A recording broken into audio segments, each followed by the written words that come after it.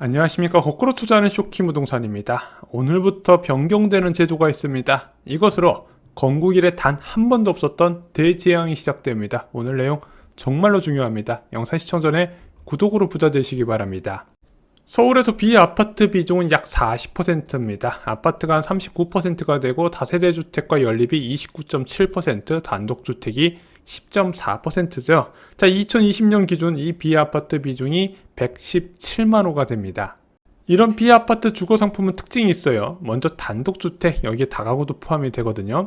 일반적으로 단독주택 같은 경우는 이제 토지 투자 개념으로 사람들이 많이 매수를 하고요. 그냥 계속 단독주택 형태로 남아있는 분들도 계속 토지 가치가 오르니까 이것을 장기간 유지하려고 합니다. 또한 다가구 같은 경우는 약간 수익형 부동산 개념이에요. 그래서 원룸 건물이 다가구 형태로 되어 있는 경우가 꽤 있습니다. 자, 그리고 지금 문제가 되고 있는 게 다세대와 연립이죠. 이 다세대와 연립은요, 임대 수요만 넘칩니다. 사람들이 거쳐가는 주택으로 알고 있어요. 그래서 아파트에 가기 위해서 약간 전 단계로 보는 사람들이 많이 있습니다. 당연히 임대 수요만 넘치고 매매 수요는 없다 보니까 매매가 대비 전세가율이 높고 투자 자본이 적게 드는 특징이 있습니다.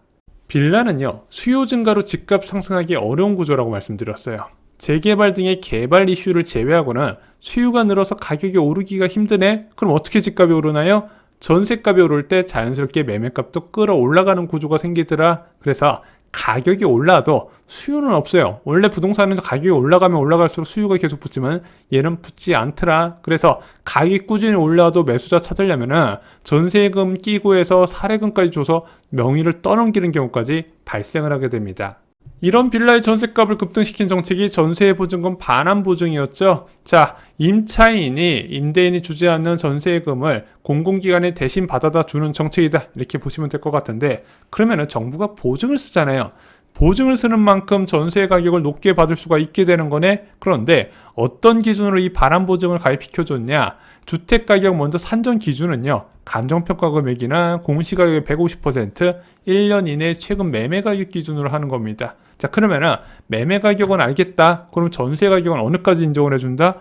100%까지 인정을 해줬어요. 와, 이것도 되게 쇼킹하죠. 그래서 빌라 시세는요, 반환보증보험 가입 전세값으로 결정이 됐습니다. 이게 정부의 개입이 시장을 왜곡시켜버린 겁니다. 자, 근데 이 반환보증보험 가입 금액이 변할 수 있을까요? 네, 변할 수가 있습니다. 오늘부터 시작되는 대변화가 있습니다. 바로 보증 한도죠. 아까 집값의 100%까지 가입하다고 말씀드렸는데, 이제는 담보 인정 비율이 90%로 줄어들어서 만약에 매매 가격이 1억으로 평가받았으면 전세 가격은 9천만 원 이하가 되어야 됩니다. 솔직히 이것도 높은 편인데 오늘부터 시행이 되는 거예요. 문제는 그동안에 너무 높은 금액으로 전세 계약이 많이 체결이 됐다는 겁니다. 하지만 여기서 끝이 아닙니다. 지금 이 전세가율도 90%에 맞춰진 건데, 또 하나 문제가 2023년 공동주택 공시가격이 역대 최대 하락을 기록했어요. 아파트뿐만 아니라 전세, 빌라까지도 같이 떨어졌겠죠. 그리고 또 하나, 아까 공시가격의 빌라 공시가격의 150%까지 매매 가격을 인정해 준다고 그랬는데, 그 150% 비율도 140%로 줄어들게 됩니다. 이 세 가지가 한꺼번에 나온 거예요. 그럼 계산을 해보겠습니다. 자, 2022년 기준 공시가격 2억 빌라의 보증보험 가입 가능 전세 가격은 3억 원이었습니다. 왜? 150%였으니까. 그리고 시세 그대로 전세 가격 가입이 가능하다 보니까 3억 원의 전세까지 받아줬네. 문제는 같은 빌라에 2023년 기준 가입 가능 전세 가격은 얼마가 된다? 먼저 공시가격 2억이 한 15% 정도 떨어져서 1억 7천만 원 정도 책정되다 볼게요. 그리고 이 1억 7천에 원래 1.5를 곱해야 되는데 1.4를 곱하게 되고요. 여기에 전세가율 90%를 곱하다 보니까 2.14억이 되는 겁니다. 3억 원의 전세 가격이 2.14억으로 뚝 떨어진다는 거죠. 근데 이거 그나마 갱신은 좀 나아요. 왜냐면 갱신은 좀 순차적으로 적용하기로 했고 신규 계약권부터 적용하기로 한 거거든요. 문제는 현재 전세론이 발생을 하고 있어요. 자, 전세 사기 공포에 세입자 나가겠다. 뱅크런 닮은 전세론 우려 커져. 한 부동산 커뮤니티에 글 볼까요? 빌라 오피스 하는 또래들 다 아파트 알아보고 있네. 댓글이 어떻다? 내 주변 전연차들 다 그러고 있어. 그래서 지금 젊은 사람들이 빌라나 오피스텔 전세에 불안을 느끼고 자꾸 이동을 준비하더라. 다들 연장 안 하고 도망갈 생각을 하고 있다는 거죠. 자, 근데 이런 빌라나 오피스텔 전세가율이 워낙 높다 보니까 다음 세입자가 구해져야 나갈 수가 있는데, 반면에 새로 들어올 사람들은요, 전세를 찾질 않는단 말입니다. 그래서 현재 서울 빌라의 전세 거래 비중이 55%까지 떨어졌습니다. 사람들은 월세나 반전세 보증금을 지킬 수 있는 방법이죠. 또한 반환보증 가입 가능한 전세만 찾고 있는데, 아시다시피 모든 임대인이 월세나 반전세를 놓을 수 있는 건 아니에요. 주택 구입 자금에서 전세 보증을 보태 쓴 사람은 이런 형태로 어렵다는 거죠. 자, 그럼 믿을 수 있는 거는 반환보증 가입 가능한 금액인데 이게 30% 가까이 떨어져 버렸네? 그럼 어떻게 해요? 파산이죠. 보증보험발 역전세 대란의 서막이 열렸습니다. 2024년 상반기까지 이런 상황은 굉장히 심각해질 것 같습니다. 아파트 역전세와 다르게 이것은 세입자의 피해로 이어지는 구조입니다. 오피스텔 빌라의 수요 감소도 계속 커지겠죠. 당연히 잘 살던 세입자도 방 빼닫겠다고 난리다 보니까 이것이 계속 악순환에 연결이 되는 거예요. 결국 사회적인 대란이 일어나고 끝날 겁니다. 지금 정부에서는요, 시장 원리로 해결을 하려고 하고 있습니다. 그러다 보니까 충격이 불가피한데, 정부도 그 충격이 없지 않다는 건 알겠지만 이것을 피하려고 하지는 않고 있습니다. 어차피 거쳐야 하는 과정으로 보고 있다는 거죠. 자, 그래도 안전판은 필요합니다. 저희가 지난 영상에서 말씀을 드렸지만 빌라나 오피스텔에 대한 규제 완화가 좀 필요한 시점 맞아요. 일단 주택수에서 빼줘야 무엇인가 투자 수요가 유입돼서 사는 사람이 좀 있어야 될 것이다, 이런 생각이 들 정도로 지금 심각한 과매도 상황이 펼쳐질 것이 예상이 되기 때문이죠. 그리고 기준금리 인하도 이런 상황을 좀 방지할 수 있는 방안이 되거든요. 얼마 전에 이창용 의원의 총재가 전세 사기 문제에 고금리 영향도 분명히 있다고 강조를 했지만 지금 이것보다는 물가에 더 포커스를 맞출 수밖에 없거든요. 그래서 당장 이 전세 사기 방지를 위해서 뭐 통화 정책이 바뀌거나 그럴 가능성은 없어서 지금 현재 상황이 좀 더 암울하다, 이렇게 말씀을 드릴 수 있을 것 같습니다. 그러면 정부에서도 일단 규제 완화 신호라도 나와야 될 것 같은데 지금 그런 분위기는 보이지 않고 있어요.